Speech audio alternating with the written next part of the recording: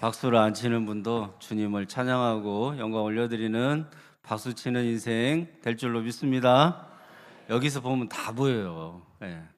주님은 얼마나 더 잘 보고 계실까 생각해 보세요. 얼마나 주님이 자세하게 여러분의 속에 있는, 마음에 있는 상처까지도, 마음에 있는 고민까지도, 여러분의 생각의 계획까지도 다 주님은 아세요, 모르세요? 아세요. 그러니까 그 주님 앞에 나와 예배 드릴 때 내 전부를 다 드려도 아깝지 않은 마음으로 예배 드리는 성도가 주님의 것이 되고 주님의 기쁨이 되는 줄로 믿습니다. 자꾸 숨기려고 하고 속이려고 하고 교회에서 주님 앞에는 다 드러내셔야 돼. 주님은 다 알고 계시니까. 숨겨봐야, 속여봐야 나만 손해예요. 그러니까 온 마음 다해서 정성을 다해서 주님 앞에 예배 드릴 때 내 모든 것을 다 알고 계시는 주님이 나보다 더 잘 알고 계시니까 내 인생의 문제도 나보다 더 잘 알고 계시겠지. 내 인생에 나아갈 길도 나보다 더 잘 인도해 주시겠지. 내 인생의 연수가 어떠하든지 간에 피난처가 되시고 내 생명이 되어 주셔서 늘 나를 안전하게 지켜주시고 보호해 주시겠지. 나보다 더 잘하시는 주님께 모든 것을 다 의지하고 의탁하고 주님을 신뢰하고 사랑하는 성도들의 예배가 되기를 주님의 이름으로 축원합니다.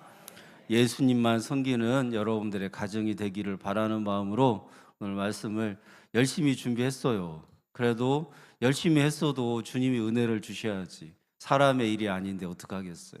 여러분, 사람의 일로 사람의 생각으로 예배드리지 마시고 아무리 사람의 말로 들려도 성령의 음성으로 듣는 성령의 역사가 여러분 가운데 있어지기를 주님의 이름으로 축원합니다. 욥기 말씀을 이게 중간중간에 그렇게 하도록 할게요. 계속 할 수는 없고 고난이 주제여서.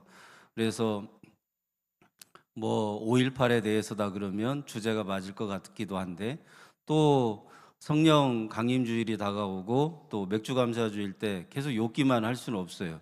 그러니까 하는 대로 하고 또 왔다 갔다 그렇게 절기에 맞게 말씀을 전하는데, 오늘 오전에는 욥에 대한 가정, 욥의 자녀들에 대해서 이 가정에서 예배를 드렸다는 말이죠. 예배를 드렸는데 그 예배의 의미가 어떠한가 여러분의 가정에서 잘 적용하기를 바라고, 오후에는 요셉의 가정, 그러니까 야곱의 가정인데 요셉의 이야기. 그 요셉의 이야기가 아니라 예수님 이야기예요.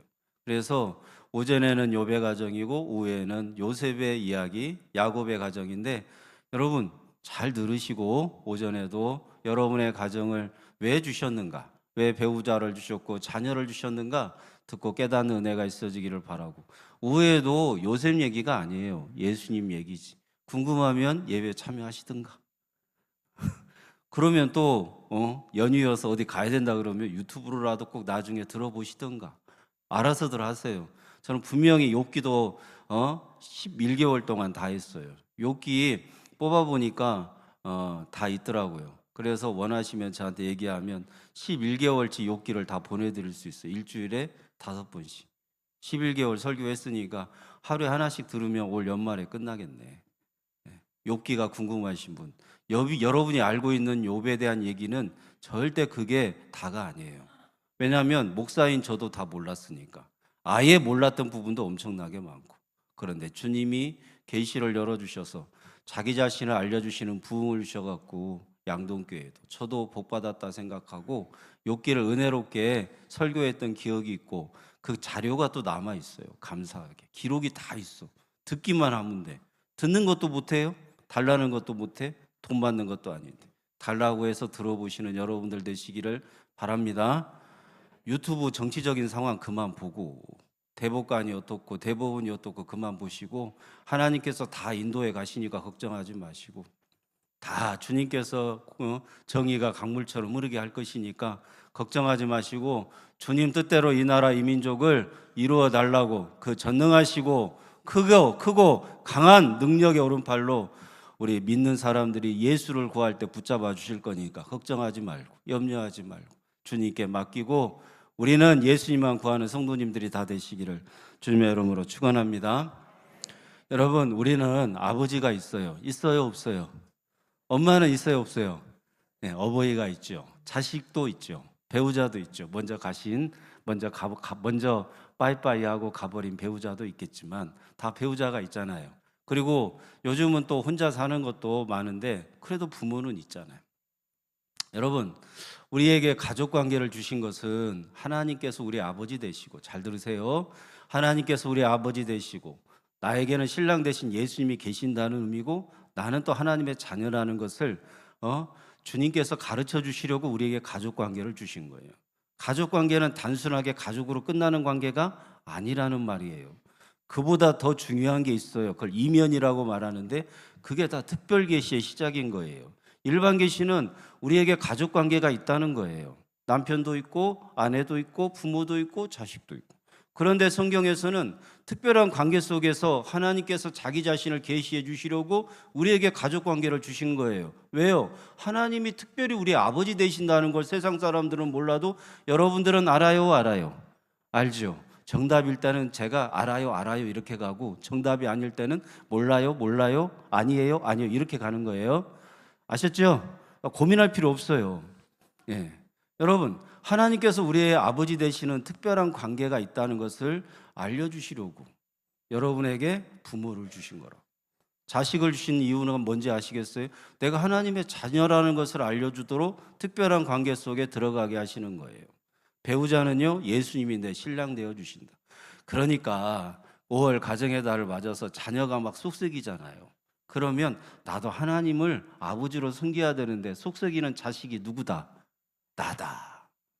배우자가 지질이 말도 안 듣고 속썩여. 미워 죽겠어. 보기만 해도 막 화가 요만큼 치밀어 올라요. 그럴 수 있어요, 있어요? 뭐가 또 있어요. 이렇게 좀 넘어오지 말고 없다 그래야지. 옆에 배우자가 있을 수도 있는데 화가 막 치밀어 오를 수도 없어요, 없어요. 그런데 어쩌다 한번 있을 수는 있지. 그럴 때는 내 신랑 되시는 예수님께서는 나에게 실망을 주지 않으시는 분이다. 나를 기쁘게 해주는 처음부터 끝까지 한 번도 실망시킨 적 없고 서운하게 하지 않고 기쁘게 해주는 내 배우자가 되어주시는 신랑 되시는 예수님이 계신다.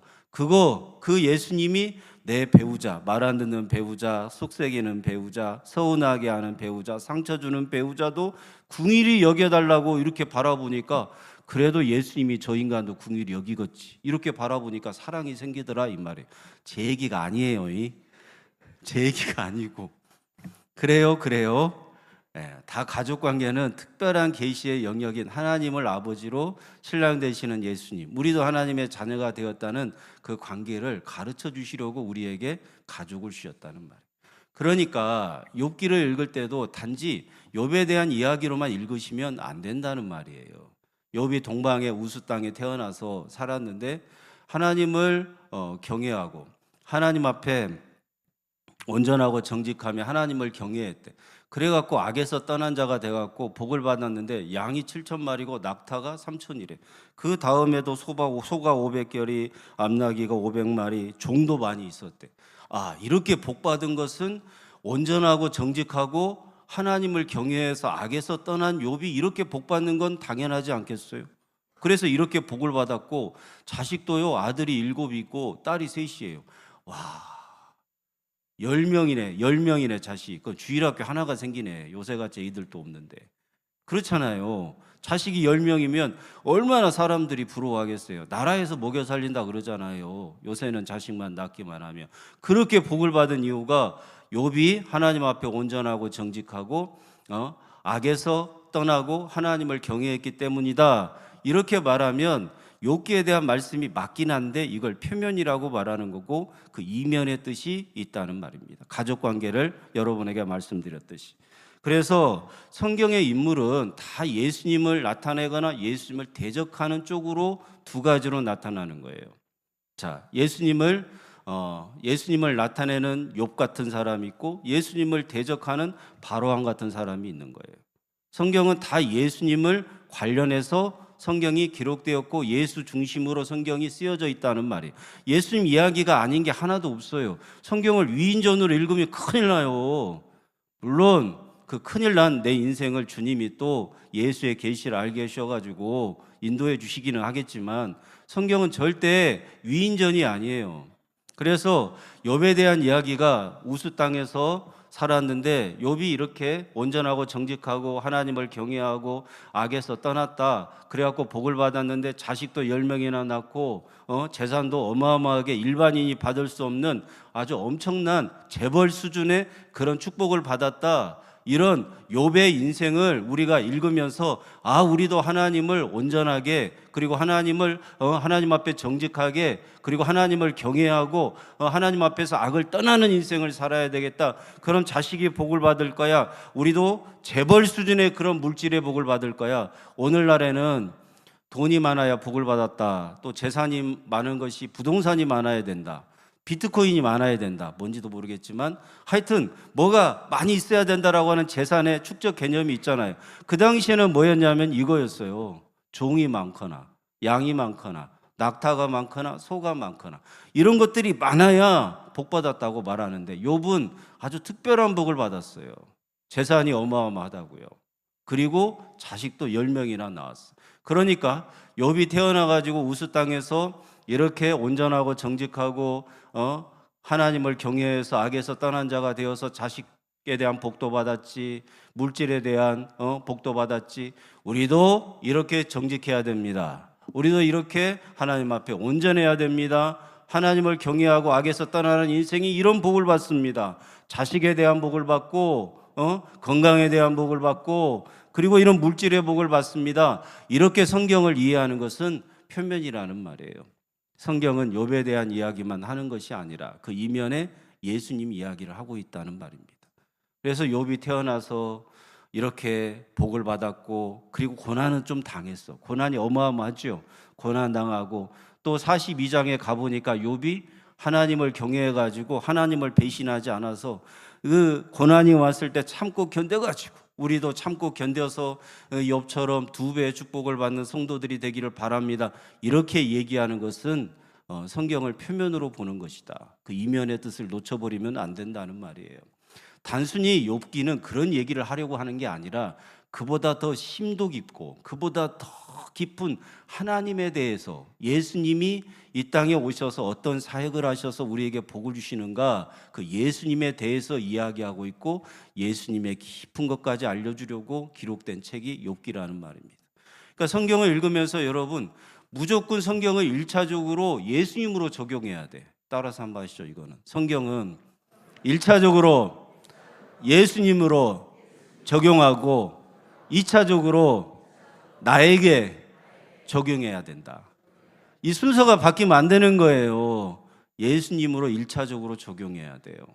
그래서 여러분에게 누누이 말씀드렸던 것 요한복음 5장에 39절에 성경은 다 누구에 대한 기록이라고?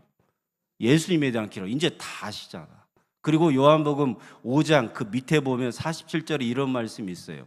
너희가 모세를 알았더라면 나를 알았을 텐데 모세를 믿었더라면 나를 믿었을 텐데 모세에 대한 기록이 다 나에 대한 기록이라고 하시면서 너희가 모세가 쓴 글도 알지도 못하고 믿지도 못하니 나에 대해서는 더더욱 믿지 아니한다 라고 예수님께서 바리새인들에게 말씀하시는 장면이 있어요.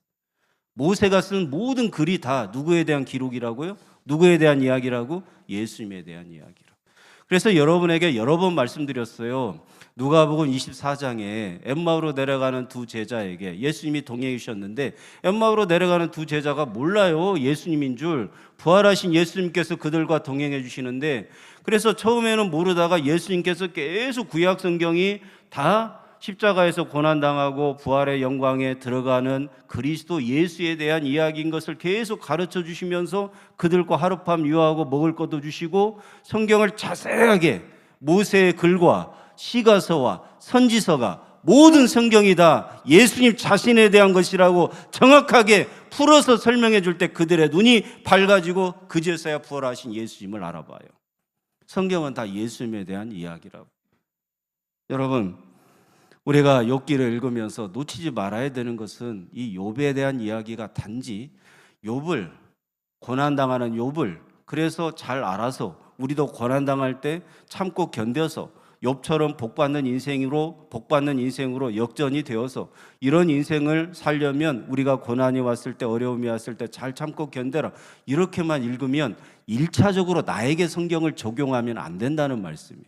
1차적으로는 누구한테 갔다가 와야 되냐면 예수님에게 가서 적용을 받고, 그리고 우리에게 예수님께서 어떻게 하기를 원하시는가를 말씀을 통해서 적용해야 이 욥기에 대한 정확한 해석이 되고 말씀이 예수의 계시로, 예수님 중심으로 열려지는, 제대로 된 성경이 열려지는 은혜가 여러분 가운데 임하게 된다는 말입니다. 깨닫는 은혜가 있어지기를 바랍니다. 성경의 주인공은 욥이 아니라 예수님이에요. 이거를 대주어라고 말하고 가주어라고 말해요. 예수님이 대주어고 가주어는 욥인 거예요. 그러니까 가짜 주어를 내세워 가지고 진짜 주어이시고 대주어이신 예수님 자신을 계시하려고 구약 성경도 다 예수님에 대한 이야기로 기록되게 하셨는데, 그 중에 하나가 욥을 사용해서 예수님의 고난 당하시는 이야기를 하려고 하시는 거고, 요셉을 통하여서 예수님의 꿈 이야기를, 예수님이 장차 무엇을 위해서 어떻게 이 세상을 바꿔나가고 어떻게 이 세상에 혜택을 주려고 오신 분이 예수님인가를 욥을 통해서 또 후에 말씀하는 거예요. 여러분, 1절에 우스 땅에 욥이라는 사람이 있는데 온전하고 정직하여 하나님을 경외하며 악에서 떠난 자래. 1차적으로 적용하면 욥이 이런 인생을 살았구나 이렇게 되지만, 예수님이 온전하신 분이구나. 적용을 1차적으로 예수님에게, 예수님이 정직하신 분이구나, 예수님이 하나님을 경외하며 악에서 떠난 분은 누구밖에 없다는 거예요. 예수님밖에 없다는 거예요. 아니, 분명히 목사님, 우스 땅에 욥이라는 사람이 있는데 하나님 앞에 온전하다고 했지 않습니까? 욥이 정직하고 하나님을 경외하며 악에서 떠난 자가 욥이라고 하지 않았습니까? 라고 여러분이 물어볼 수 있어요. 여러분, 인간 중심으로 보면 욥이 이렇게 살았다라고 하는 것이 우리의 눈에 분명하게 읽혀지지만, 그러나 성경은 그거를 가주어로 내세우고 있어요. 표면으로 내세우고 있어요. 진짜 그 성경의 깊은 속뜻은 이렇게 온전하고 정직하고 악에서 떠난 분, 하나님을 경외하시는 유일하신 분이 예수님인데, 그 예수님에게 갔다가 욥이 오니까 하나님께서 인정해 주시는 거예요. 온전하다고, 정직하다고, 하나님을 경외하며 악에서 떠난 자라고. 여러분 한번 생각해 보세요. 1절에 온전하고 정직하며 하나님을 경외하며 악에서 떠난 자가 이 세상에 누가 있어요? 의인은 없나니 하나도 없는데. 시편 51편 5절 말씀. 자, 읽어보겠습니다. 성경을 읽어드려야 여러분은 이해가 빠르시죠. 읽습니다. 시작. 내가 죄악 중에서 출생하였으며 어머니가 죄 중에서 나를 잉태하였나이다. 다윗의 고백이거든요. 아니, 다윗같이 위대한 왕도 자기가 죄악 중에서 출생했고 어머니가 죄 중에서 나를 잉태했대. 예수님을 만나고 하나님을 만나는 성도는 내가 얼마나 죄인인가 그 정체성에 대해서 분명히 고백하기 시작한다고요. 여러분, 의인은 없어요. 하나도 없어요. 그런데 왜 욥은 온전하고 정직하고 하나님을 경외하며 악에서 떠난 자라고 할까? 예수님께서 욥의 인생을 그렇게 바꿔주시니까 하나님께서 그렇게 인정해 주시는 거고, 그렇게 해주시는 예수님을 욥이 나타내고 예표하니까 성경에 이렇게 기록되어 있는 거라고요. 여러분, 이것을 놓치시면 여러분은 안 돼요. 여러분이 신앙생활을 우리 양동교에서 하지 않아도 꼭 예수 중심으로 성경이 열리고 예수님 중심의 계시를 말씀으로 듣게 되는 은혜가 날마다 있어지기를 주님의 이름으로 축원합니다. 예수님이 온전하고 정직하여 하나님을 경외하여 악에서 떠난 분이에요. 자, 설명을 해드릴게요. 온전하신 분이 예수님이에요. 그럼 욥은 예수님 앞에 온전하다, 온전하지 못하다? 온전하지 못해. 근데 예수님의 은혜가 욥에게 임하면, 궁일이 여겨주신 은혜를 욥이 받으면 하나님께서 욥을 온전하다고 인정해 주신다, 안 하신다? 하신다, 이 말이에요. 이것 때문에 1차적으로 예수님에게 먼저 성경을 적용하고 2차적으로 우리에게 적용해야 성경이 제대로 열려지고 성경이 제대로 깨달아진다. 아멘. 그래서 우리가 죄가 있어요. 자, 들어보세요. 죄가 있어요. 내가 죄인이에요. 여러분, 율법의 1.1획도 하나도 우리는 못 지켜요. 거짓말하지 말라 10계명에서 작은 계명으로 말씀하셨지만, 여러분 1년에 한 번만 거짓말해도 여러분이 80년 살면 80번 거짓말해요. 죄의 싹은 사망이에요. 반드시 죄인은 하나님의 저주받아서 지옥 가야 된다고요. 어떻게 죄의 문제를 해결할 건데요? 여러분, 우리가 인생을 살면 살수록, 나이를 먹으면 먹을수록 죄가 쌓이는 거예요. 나이를 먹으면 먹을수록 죄가 없어지는 게 아니에요. 하루를 더 살면 죄가 쌓이는 거고 한 달을 더 살면 죄가 쌓이는 거예요. 인간은 하나님 앞에 이 죄의 문제를 해결할 수가 없어요. 그런데 예수님께서 죄가 많은 인생, 죄악으로 가득한 나 같은 죄인의 인생 가운데 찾아오셔서 예수님이 십자가에 그 보배로운 피를 다 흘려주심으로 나에게 은혜로 죄사함을 선물로 주시는데, 그 예수님을 믿기만 하면 내가 온전해지려고 노력하지 못하는 인생이어도, 온전하게 될 수 없어도 예수님의 사역, 죄사함을 주시는 그 은혜로운 사역으로 말미암아 내가 하나님 앞에 온전하다고 인정을 받는 거예요. 그래서 욥이 예수님을 예표하기 때문에 하나님께서 욥을 온전하다고 말씀하시는 거고, 그가 정직하다고 말씀하는 거고, 그가 하나님을 경외해서 악에서 떠난 자라고 칭찬을 받는 유일한 이유는 그의 행위에 있지 아니하고 그가 잘나서가 아니며 인생을 잘 살아서가 아니라 예수 그리스도가 장차 오셔서 그런 사역을 해주시기 때문에 욥이 그렇게 하나님 앞에 인정을 받게 된다는 말이에요. 온전하고 정직하며 우리는 하나님 앞에 정직하지 못해요. 여러분, 우리가 5절 말씀에 욥이 그 아들들이 지은 죄, 마음으로 혹시 하나님을 욕되게 했을까 봐 알지도 못하는 그런 죄를 위하여 속죄의 제사를 번제로 드리는데, 욥의 그 행위가 날마다 이러하였더라 그러잖아요. 여러분, 욥이 예수님께서 우리 가운데 찾아오셔서 그 예수님의 행위가 날마다 우리들의 속에 있는 죄까지, 우리가 알지도 못하는 죄까지, 더럽고 취약한 죄악을 행위로만 짓는 게 아니라 생각으로 짓고 마음으로도 짓는데, 그런 마음으로 짓는 죄로 인하여 하나님을 욕되게 할까 봐 그 하나님을 욕되게 하는 마음의 죄까지 우리를 대신하여 십자가에서 죄사함을 주시려고 죽으신 분이 누구라고? 예수님이라고. 정확하게 성경은 이 두 가지, 표면에 대한 얘기는 욥에 대한 이야기지만 이면에 대한 이야기는 진짜 예수님에 대한 이야기를 하려고 한다는 말이에요. 그래서 온전하고 정직하며 예수님의 은혜를 받고 보니까, 예수님을 만나고 보니까 내가 얼마나 죄인인가를 알겠어.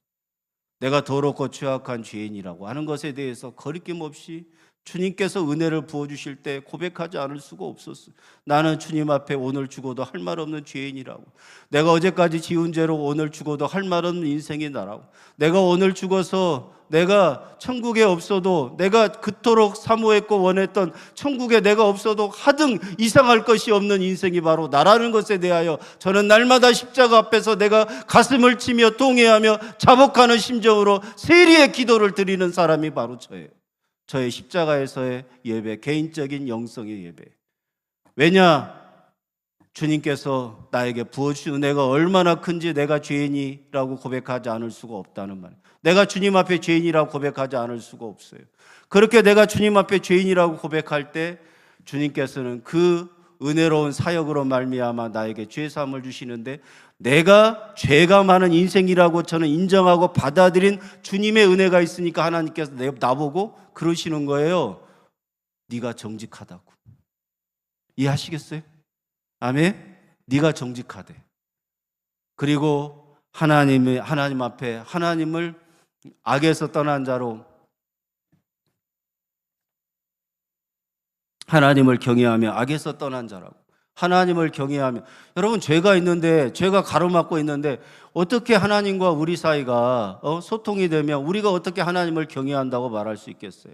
우리 하나님을 경외할 수가 없어요, 죄 때문에. 그런데 우리가 악에서 떠난 자가 되게 해주시고 하나님을 경외할 수 있도록 우리 죄의 문제를 해결해 주신 분이 누구예요? 예수 그리스도. 그래서 하나님을 경외하고 악에서 떠난 자가 될 수 있도록 해주셨다는 말이에요. 여러분, 온전한 인간은 없어요. 정직한 사람도 없어. 근데 예수님을 만나고 보니까 내가 온전한 인생이 되게 해주시는 분이 예수고, 내가 하나님 앞에 죄인이라고 고백하는 것이 정직하다, 하나님 앞에 인정받을 수 있는 길을 열어주신 것이고, 하나님을 내가 경외할 수 없는 죄가 하나님과 우리 사이를 갈라놓았는데 그 예수 그리스도의 이름으로 말미암아 우리가 하나님의 영광에 참여하는 자가 되었고 하나님을 경외하는 성도가 되었다는 말입니다. 사랑하는 성도 여러분, 저와 여러분의 인생에 있어서 하나도, 그리고 단 한 가지도 내가 주님 앞에 잘한 것이 없어도 예수의 공로 의지하면 온전하고 정직하고 하나님을 경외하며 악에서 떠난 인생으로 칭찬받고 인정받는 복을 여러분도 다 은혜로 받아서 누리는 성도들이 되기를 주님의 이름으로 축원합니다. 오늘 말씀에 보면 5절에 욥이 자식들을 이 생일 때마다 불러가지고 생일 때마다 아들들의 생일이 다가왔을 때 잔치를 벌이는 거예요. 그 잔치에서 욥이 생일 잔치를 하고 나서 그날 다음 날 아침에 욥이 그러는 거예요. 혹시 내 아들들의 죄로 인하여서, 내 자녀들의 죄로 인하여서 혹시나 마음으로도 보이지 않으나 마음으로도 죄를 지었을까 봐 하나님 앞에 속죄의 제사를 각자 아들의 이름으로, 각자 자식의 이름으로 속죄의 제사를 번제로 드렸다는 장면이 나와요. 여러분, 이 말씀을 읽으면서 욥의 가정이 가정 예배를 잘 드렸구나. 그러면 생일 때마다 10명의 자식들이, 그러니까 그 사이들도 다 왔다는 얘기잖아요. 딸들도 다 출가했으니까 얼마나 숫자가 많겠어요. 그래서 다 같이 생일잔치하고 각각의 아들들의 집에서 돌아가면서 생일잔치하고, 그리고 나서 이렇게 예배도 드렸으니까, 제사도 드렸으니까 여러분 5월 가정의 날에 예배를 가정에서도 잘 드리시기 바랍니다. 여러분의 가정은 형제간에 서로 우애하고 서로 친밀하게 하나가 되어서 이렇게 모이기를 힘쓰는 가정의 자녀들이 되기를 원합니다. 얼마든지 1차적으로 우리에게 적용을 하면 이렇게 말할 수도 있어요. 있지. 그런데 예수님에게 이 1차적인 적용을 하고 우리에게 적용하면 달라진다는 거예요. 그걸 이면이라고 말하고 특별계시라고 말해요. 여러분, 욥의 행위가 날마다 이러했다 그랬잖아요. 그럼 자식들이 마음으로 보이지 않는 죄까지 욥은 민감하게 그 하나님 앞에 번제로 드리면서 속죄의 제사를 드렸다는 건데 왜 그렇게 욥이 했을까요? 여러분, 예수님께서 이 땅에 인간으로 오셔가지고 우리에게 찾아오셔서 우리가 어제까지 지은 죄, 오늘 짓는 죄, 앞으로 짓는 죄까지 다 용서해 주신 분이 누구예요? 예수님이에요. 여러분은 행위로 죄를 짓지 않는다고 할지 모르겠지만 마음으로 죄를 짓는다니까. 마태복음 5장에 음욕에 대한 마음 조금만 품어도 그건 가늠한 거다. 형제를 미워하기만 해도 살인죄다. 그럼 이 살인죄에 대한 문제, 이 간음한 죄에 대한 문제, 이거 어떻게 해결하냐고요? 행위로 짓지 않아도 마음으로 미워해도, 그리고 마음으로 음욕만 품어도 이 문제를 해결할 수가 없다는 말이에요. 그런데 이 마음의 죄까지, 생각으로 짓는 죄까지, 내가 앞으로 지을 모든 죄까지 다 십자가에서 고난 받으시고 대수가해 주셔서 해결해 주신 분이 누구예요? 예수님이라.